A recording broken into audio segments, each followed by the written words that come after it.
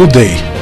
Why the DRC and certainly the rest of the world must prioritize the online higher education and also take advantage of the resources freed up to make primary and secondary education more efficient in order to prepare students for the discipline, the independence and the spirit of research that online higher education requires.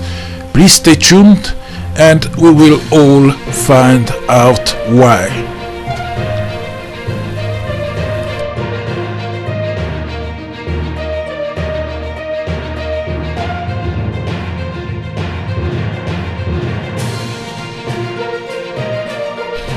Good day. Why the DRC and certainly the rest of the world must prioritize the online higher education and also take advantage of the resources freed up to make primary and secondary education more efficient in order to prepare students for the discipline, the independence and the spirit of research that online higher education requires. Please stay tuned and we will all find out why. Have you ever wondered why knowledge, something that should be shared more or less freely out of love because of the recipient, individual and the whole of society will be much better off, must be so expensive, and yet no one can be self-sufficient and contain all the knowledge of the world to appropriate it and think of living in a perfect bubble. It would therefore be catastrophic to continue on this path in which we only give the chance of access to higher education to a small elite, not because they represent the true sample of the pool of genetic aptitudes of the whole of the people on this earth, but simply because they can pay, resulting in a broken global leadership from the start that is leading the world all over the place through trial and error and lack of values. When we go on the internet, we can access tons of sufficient information for free and in all fields, get expertise in many fields, and because of the latest information become even better informed than a person who has followed a formal route. Don't we say that when we stop learning, we stop progressing? All this free information is provided by the goodwill of extraordinary men and women who give their time and skills to make the world a little better every day. But they are also because of the people who have to give all this information to attract a certain mass traffic towards them and indirectly benefit from the financial advantages offered by a certain platform, but without burdening the researcher. They would have found a good way to subsidize research and knowledge. In view of all these, what now of all our universities that have chosen to charge the poor student? This doesn't sound good and is not tenable in the face of human rights and a better future for our society, isn't it? But want to have access to the best university and therefore to a quality service, you have to pay tens of thousands of dollars for a complete cycle of study. Can we create another system that could make higher education free and put us back in our rights? The thousands of dollars to pay come from the huge costs that go into this service plus the profit that shouldn't be needed when we have to do things better. Yet, it is the student who must provide 99% of the energy to learn and the rest the teacher, who in reality simply points to the material that must be learned and where to find it, because I've never been convinced that in an audience of 1,000 students, for example, what a teacher says to you in front of the class in one lesson is very easily understood by many and would make a very big difference compared to yourself picking up a book and trying to figure out on your own, something you do anyway after the prof talk. So in this situation, isn't it the fact of not having access to quality material and being registered by a system to be officially recognized that would pose the problem that many cannot continue with education or learn properly because they could do it differently for much less if they were given the choice and access made free with the tons of information that exist on the web, as we have already said it.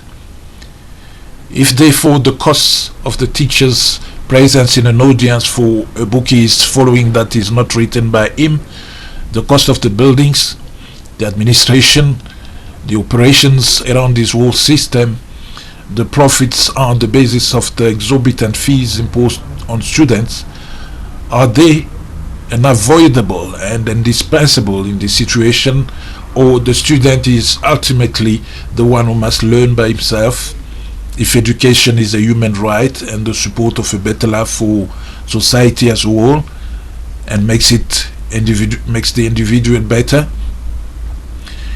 Can we today reduce this cost to zero or almost zero, so that no one is left behind with education, and to break a system that prevents many from registering and studying at will?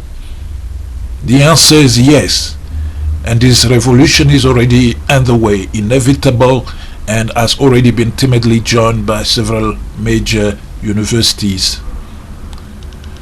The solution came from online education, and better in the concept of universal education, which finds all its support in the facilities of telecommunication and others of modern times, because today, and it has been for decades already, we are and indeed have been able to give the world a free universal university, if it were or is not because of certain interests which still continue to cling to a system which is no longer nor viable, neither suitable, nor economical, nor ecological in terms of benefit to society as a whole, and is destined to disappear very quickly. In 2000, as we had already said on one of our programs, together with the organization Families Against Poverty International, we gave to the world the concept of a free universal university, which we called Afriversal University, based on the opportunities that the internet, telecommunications, and other new technology gave us to eliminate all the barriers that made education inaccessible, and above all, eliminated the cost as much as possible, keeping in mind that the student was at the center of understanding subjects. What were and surely still are the obstacles in Africa and many other countries, and what opportunities or solutions have we seen for free universal education? The obstacles: 1. Finances. Excessively high costs of access to higher and university education, in particular the cost of materials, books, and other associated costs, such as transport costs. 2. Quality of teaching. Difficulty of access to recent, appropriate, adapted subjects such as the great university of the world have, and which would make everyone much better. 3. Distance to school. We spend hours en route to and from school. There may be not enough universities in the area to enroll. Hours spent like that on the road is wasted time that could have been spent studying or doing something else. We must not forget the fatigue that follows. 4. Your age. You are not accepted because of age, or you don't think about it anymore because you have more pressing tasks and you need to channel your energy to survive. For example, you work. 5. The time available. Spending all your time on a school bench is something annoying and a sacrifice if you have to maximize your time, and so also need to do something else, work for example. The gender. 6. All the prejudices, all the pressure of the society. Girls must rather prepare for family tasks, and women mothers must take care of children and be close to them, or at a certain age a man must already work to provide. 7. Ethnic groups, tribe, race, etc. selection. 8. Subjective corrections. 9. Slow processes, and so on. Solutions and opportunities offered by online and universal education. 1. In the area of finance and course quality, in online education, we can have a main center with few satellites for everyone, one teacher, and one curriculum per discipline, and the best of all for the whole world with an opportunity offered by the internet. The consequence is that the billions of dollars that should have been spent on paying for multiple buildings, the salaries of millions of teachers and administrative staff, multiple programs from different universities in the same discipline are reduced or fall outright with unification. The operational costs of producing and delivering billions of books disappear to the extent that all subject matter can be posted online and delivered by a single teacher via a video and transcripts, and could be followed as many times as the student wishes and at any time. A major advantage of over the traditional method of learning, repetition being the mother of learning. 2.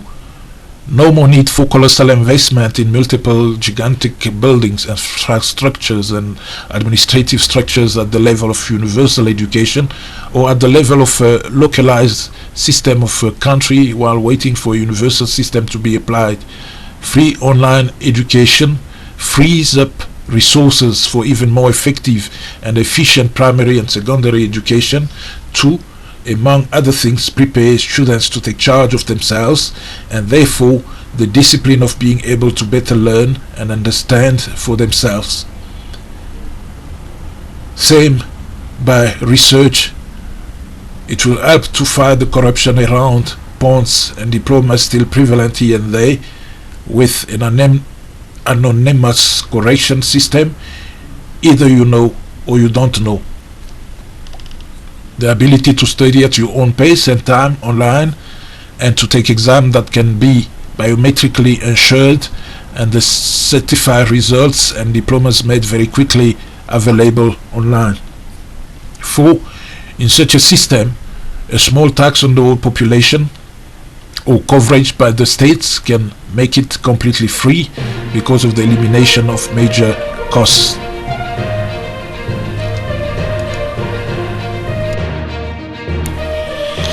With the concept of Afriversal University, a mega project for higher education by Families Against Poverty International, we believe in an expensive distance education as the most convenient means of learning available to the modern man and the ideal solution for Africa. When finances, distance to school and time are no longer a barrier to education, and when African students are given the opportunity to follow the best programs of the best universities in the world, African students will do wonders. The concept of a free local or universal free university is indeed an antidote to many of those many obstacles which discriminates against too many people in the current education system and which prevent many from having access to education, from achieving their full potential and to improve their lives. Indeed, the higher education project of FAPI Africa is based on distance education and above all on an automatic evaluation of knowledge, an automatic sharing of results and certificates. Because of the importance of education in achieving a better society, we cannot afford to leave more people behind. We believe that at the tertiary level, 90% of the contribution to academic success comes from the student, who must be dedicated and engaged in learning. The teacher, who helps to determine what is important to know, where to find it, and who, based on this, will check the level of knowledge of the students, therefore influences only a small remaining percentage. Under this condition, we'll be able to test our knowledge in the multiple areas in which we think we have acquired sufficient knowledge in one way or the other. These can go through experience or reading without worrying about having to find money first, the time to spend on a school desk, the distance to school, for example. There are certainly many people in this world who have a good knowledge in certain disciplines and for whom the chance to go through the formal sector can improve their standard of living. On the other hand, we also have people who are known as experts in their field because they could afford to repeat a class as many times as they could. This is what will change, among other things, so that when you decide in your spare time to learn at your own pace, this knowledge can be checked at will and at a lower cost or for free. This is what will boost learning. With the advent of the internet and television today, we can proudly imagine having access to a course as many times as we deem necessary. It will be a huge advantage over the traditional education system when you know that in today's classrooms a lesson can be given only once. We also believe in the mass education system that brings many people to understand the basics, encourages and helps those who want to go higher so that all can properly contribute to making Africa and the world a better place.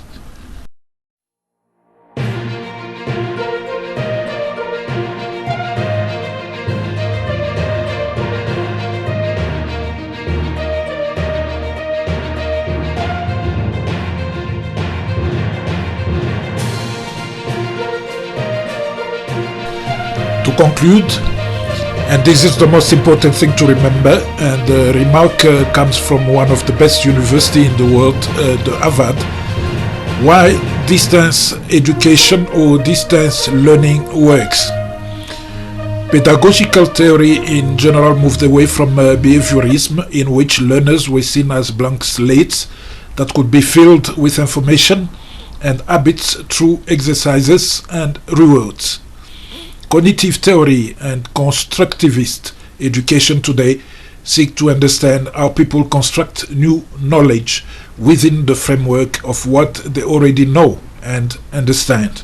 Constructivism in particular dictates that learners be in charge of their own education, while instructors act as mediators who introduce ideas, ask questions, and encourage students to explore new ways of thinking on their own. Online courses provide a rich opportunity for this type of teaching and learning. Students can absorb new information independently and come together to synthesize that information into real-world knowledge with classmates and instructors. This ideal match between the theory of learning and the concrete implementation of teaching can explain the success of students in online courses. Yet, whatever the reason, it is certain online education is fundamentally changing the paradigm of higher education. It opens up learning opportunities for students everywhere, in almost any circumstance, and delivers that education in a way that is effective, practical, and empowering. That's all for today's show, and thank you for having been with us. We hope that the government of the Democratic Republic of Congo, in its quest to make higher education free, as suggested by the President, will take into account the unique deal and opportunity that online education offers to do so. Until next time, you have a great day. Bye for now.